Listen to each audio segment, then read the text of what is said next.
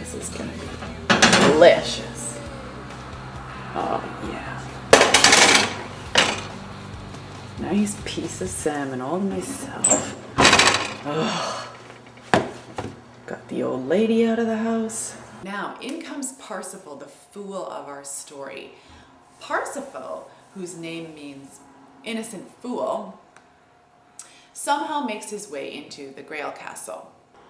Now one night when our young fool Parsifal is out on his night errands, he starts to get cold and doesn't want to be stuck in the dark forest for the night.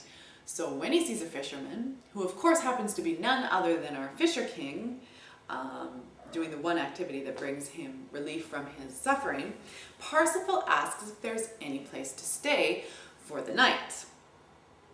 The Fisher King replies that no, there is actually no place for 30 miles. But then suddenly in the next breath, he invites him to his own house, his castle. And he says, just down the road a little way, turn left, cross the drawbridge, and you will be my guest for the night. Now first, he says there's no place for 30 miles, which is a way I've studied that says metaphorically, there's nothing in this limited dimensional world that will help you in any way.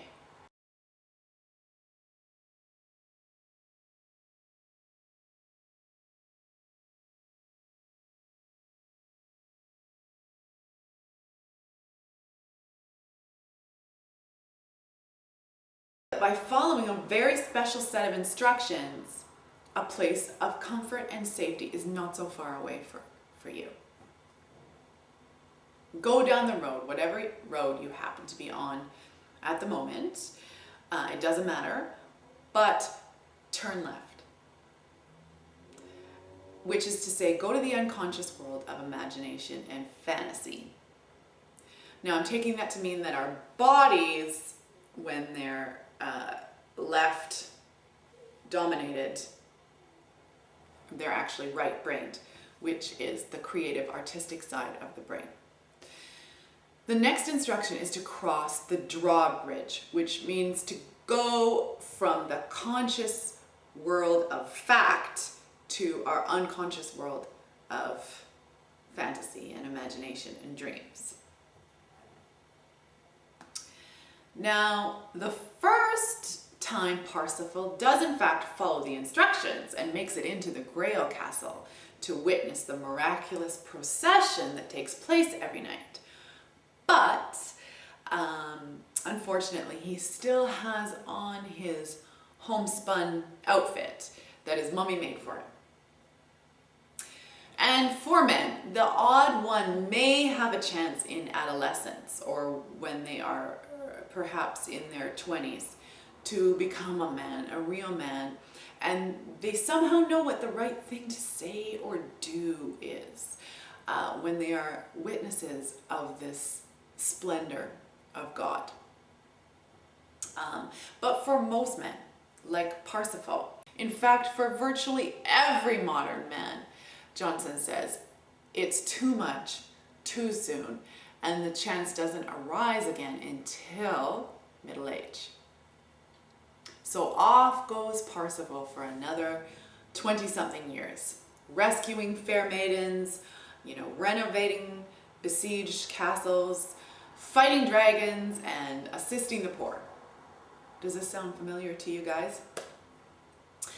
But finally, all the maidens, they just lose their charm, and the dragons don't inspire him to be heroic anymore.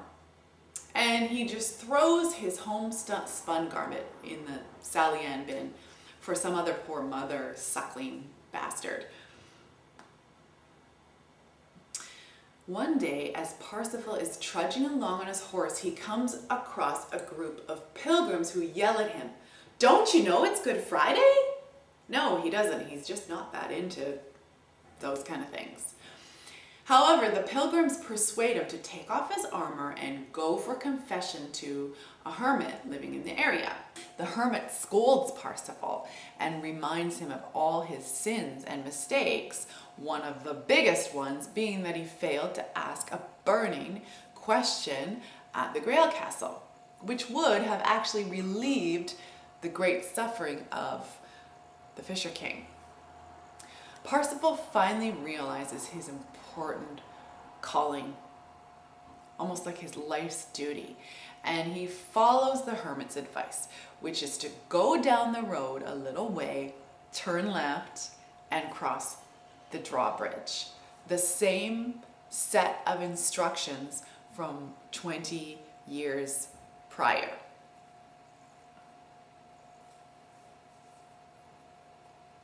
Johnson points out that there are 2 times in a man's life when he feels the opportunity to enter the Grail Castle and first of all go down the road towards it. Even though it's only a little ways, he really could actually technically enter it at any time of his life.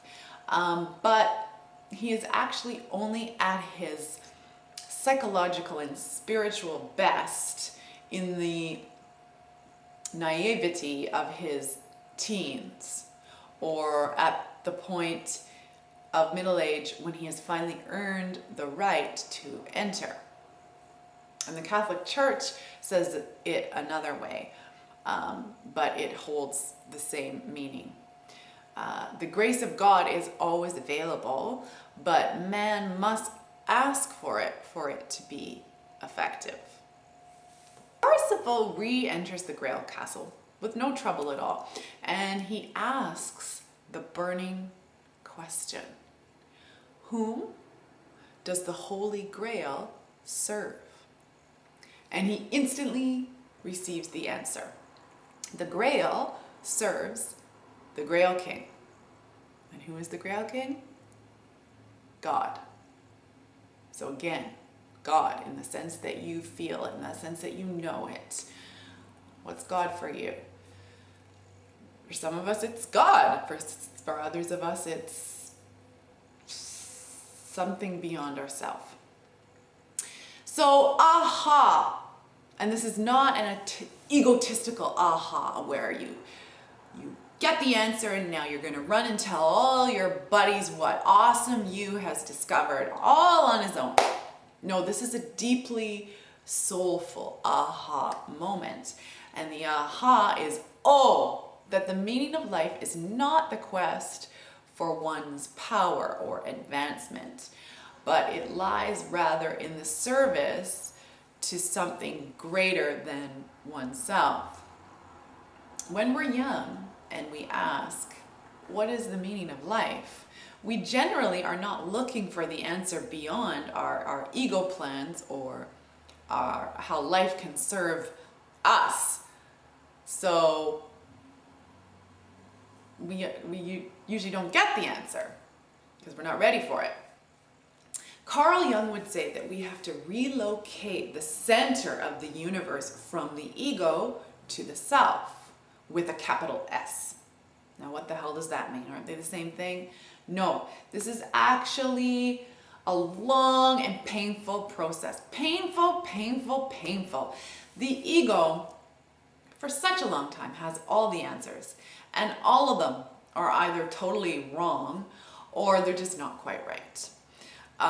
The ego knows who to blame, damn it, and why doesn't anybody just listen to me on such and such matter? I know what's right, I've had experience. The self, rather, only knows the answers and the solutions when it comes from a source other than the know-it-all ego. And that answer finally brings solace. Parsifal need only ask the burning question. He doesn't have to know the answer. It comes to him from a source greater than his stash of personal wisdom, and he totally understands it. If a man can find the Parsifal in himself, realize he's either been wanting the security of a mother for too long, someone's adoring affection or babying or nipples or a bottle of some kind in an adult form or another, And he can realize that he's been living from his anxiety and fear over, the dictates of a cold, artless, too rational and modern society.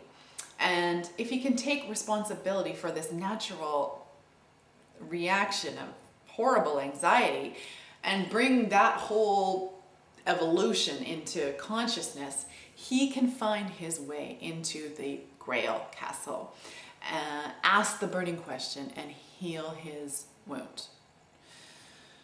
Johnson says that as long as we blame someone outside of ourselves or hold some group or institution responsible for the entirety of the problem, there is little chance of learning, little chance of changing, virtually no chance of healing and enhancing your consciousness. And gentlemen, he also says that you should probably take encouragement from the fact that you need only ask the question. And perhaps the question being, how can I heal myself of this anxiety, this loneliness, this wound? What do I need to do next? What is it about my actions and attitude that are causing me such suffering? How can I ever connect with this God shit when I know it's all such crap? I don't know the exact question. I'm not a man, and I'm not you. Perhaps you know it now, perhaps you'll know it when you know it. Maybe there's a few sort of related questions. You don't need to know the answer though, just the question. Johnson assures you that you don't have to be wise or powerful enough to actually answer it. Oh. Oh. Mm.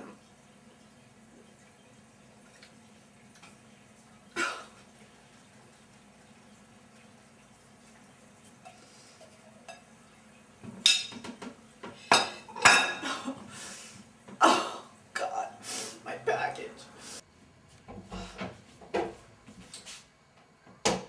Hey, Roberta, are you okay? No, I'm not. I've been thinking about this, and this wouldn't have happened at all if you hadn't come home early tonight and been all bitchy. I'm sorry, Roberto. Did you mean that when you said you and my mom think I've been wounded for life? No, you're no different than anybody else trying to make it in this world. Now, I went off and I read the tarot cards about you, and then I checked what they meant online. Oh, geez, yeah, I don't even want to know. I'm already in pain. Well, actually, they were really good. They were? Yes, they ended up being really good. What did they say? Well, you got the Fool, the Tower, and the Star. And at first I thought, yeah, he is a fool. You don't have to tell me that. Or me, I just spilled burning hot salmon on my crotch. Ouch! So anyways, yeah, the Fool. The Fool wakes up every day ready to embrace a new beginning. The Fool lives his purpose because he is always in the moment and ready to start a new life no matter what the obstacles. Cool. Yeah. And then the Tower. The Tower really surprised me, and I bet that's why you spilled hot salmon on your crotch, because it does signal a possibly destructive and damaging situation. But it also tears down those preconceived ideas and the limiting perspectives that you've had, making way for a new life to begin. Take on the energy of the Tower and challenge the status quo to live the life you were meant to live. That's awesome. Really? It said that? It says that. And last but not least is the Star. The woman in the Star card bathes under the light of the stars, forever connected between Earth and the universe. Cool. By having faith in where the universe is guiding her, she allows herself to be guided to where her greatest purpose and meaning lies on Earth.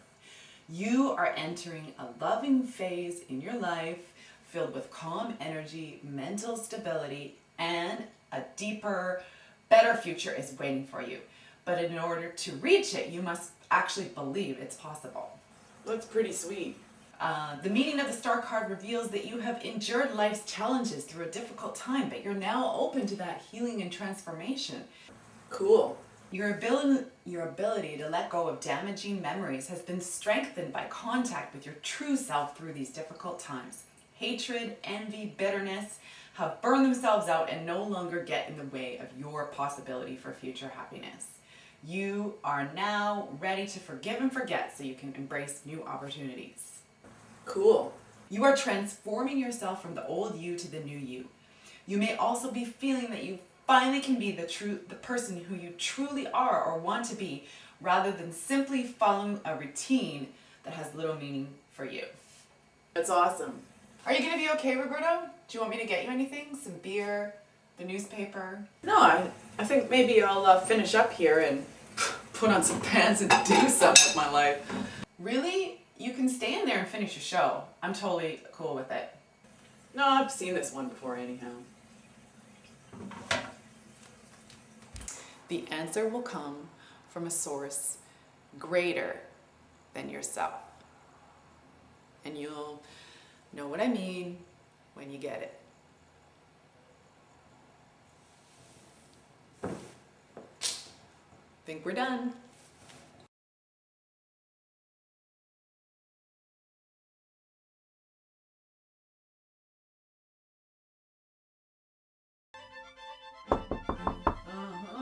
Roberto, I have to talk to you for a second.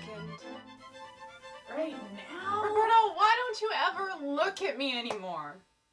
I feel like you're not even attracted to me. You used to like the lights on. And you used to be so enamored by me. Now you just sit there at your computer all the time, clicking away, and you have this vacant look on your face when I'm trying to have a conversation with you. I feel like I deserve to be looked at, Roberto. And listened to. And maybe while you're on that internet, you could order me a belated birthday gift? You can't even honor the day that I was born? I spend so much of my time loving you and thoughtful about you. When I'm at the grocery store, I really think about what it is you like to eat. What the shit do you know about love? You're selfish. That's not true. Clingy and needy. This is all you ever do. Oh, yeah, right. I'm so tired of this. I do a lot for you. Coming to your family dinners, giving you extra money for your makeup. But all you ever focus on is my problems. Why don't you, focus on something else like your own pathetic lifestyle, rather than dwelling on me? Roberto! You drain me, woman. You're like some blood-sucking parasite. Why do you say this kind of stuff to me? You're so horrible. How would you feel if I died? What if I kill myself? You're not gonna kill yourself. Again. Just stop crying, Roberta, okay? God, come on, everything's gonna be fine. Let me just do my thing here, and then we can get to bed. I just want to know that you're basically all around into me, and that in your head you're mapping out some kind of future here. My mind's racing all the time, and the main reason is because I don't know if you're truly committed to me. What's your 5-year plan, Roberto? What's your 5-year plan, Roberto? This is serious, Roberto! Oh my God, Roberto, I'm gonna scream. All right. Let me see. 5 years from now.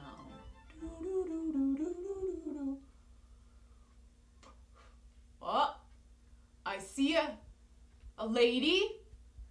Yeah, your basic brunette. Yep. Oh, big mouth. Yep, it's you, all right.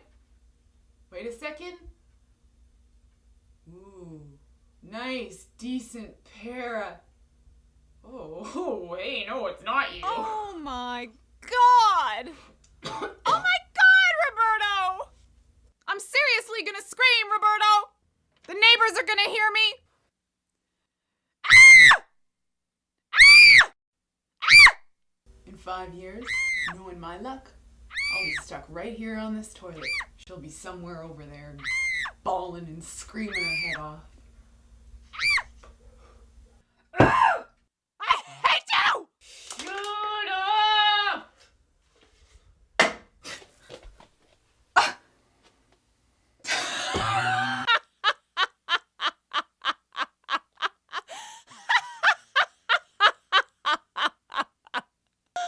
Oh my God, Roberto! I think I want to be with a woman. Whoa, man. You're up, you're down.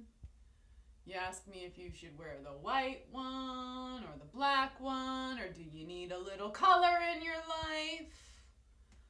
Last couple of years you've been a hetero, now apparently you're a homo.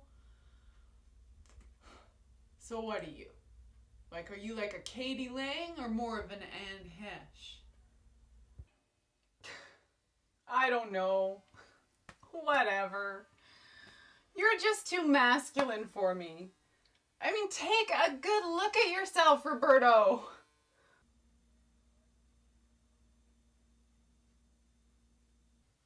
Or maybe I just need a man like Mike. Or why not Ian? No, Mike. He's a wicked listener. And when you first started bringing him around here, I never really noticed how What? good he looked. Okay, yeah. You go off with Mike and his zero talent and his 12-hour work week. And, Roberto, you know I'm joking.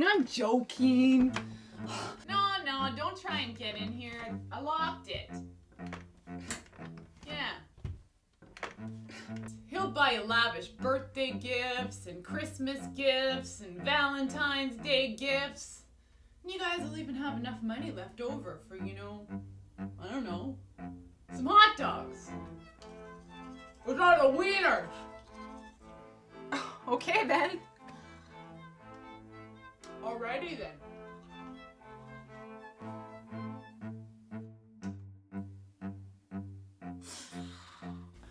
Actually, you might have to get used to a wienerless kind of lifestyle.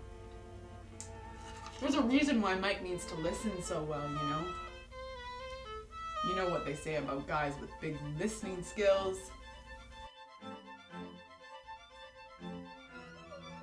I can't believe the way you talk about your friends Behind their backs.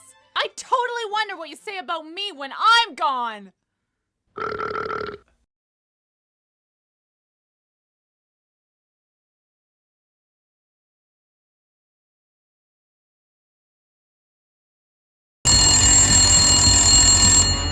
Hello? Ruby, you have to help me. I'm in trouble. Darling, what's that godforsaken music in the background? Oh, just BT's favorite song. You know what, Anastasia? I think it's time to stop dancing to that guy's tunes. I will, but you have to help me, Ruby. You have to get brother to come over here right away. He's not answering his phone because he thinks it's BT phoning him. I have BT's phone. I used BT's Bluetooth, and now he's about to kill me. You used his Bluetooth, and now he's about to kill you. Oh God, and this is a deeply disturbed relationship. Please call him now, before BT hurts me badly. Of course, darling, right away.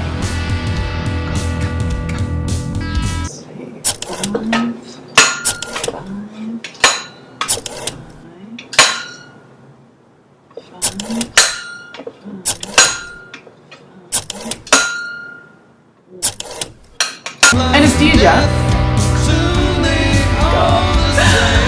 Just a few more minutes. Hello. Brother, I hope you're not busy right now. Nope, just up to my usual. You've got to go over to Mom and Dad's house right now. Anastasia's in serious trouble. What's that? You having serious trouble? Oh, I know, Ruby, this economy. Trust me, I'm feeling it too. I haven't found a job yet No, either. Roberto, it's Anastasia. She's gonna be killed if you don't do something. I'll do something. I'm still trying to find my niche in society. No, Roberto, it's Anastasia. She's going to be killed if you don't do something. Where is Annie? With BT at Mom and Dad's house. He's going to kill her. What? That little pale-faced pecker called me like 5 minutes ago. That was Anastasia. Now hurry over there and bring some kind of weapon. Bring a weapon? Bring a weapon, jeez. Oh, yeah. Yeah. You know what, Anastasia? I actually thought you were different than the rest of them. I am different, BT. I am different. You don't know about all the pieces of me. I'm about to know your pieces pretty good, Anastasia. Now that the song's over. Roberto! What are you doing with that bathroom plunger? Roberto! No, Roberto! No, Roberto! BT! Roberto!